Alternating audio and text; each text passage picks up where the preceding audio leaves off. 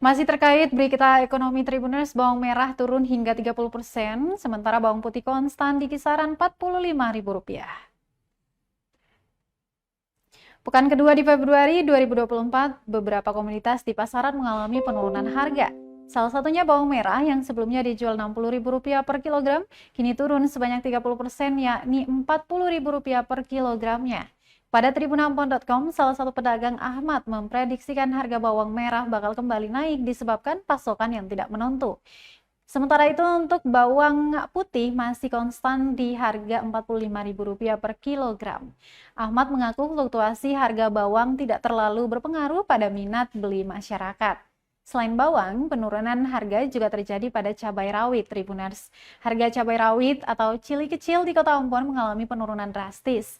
Dari sebelumnya dijual dengan kisaran harga Rp100.000 hingga Rp120.000 per kilogram, kini cabai rawit dijual per kilogramnya seharga Rp40.000 saja.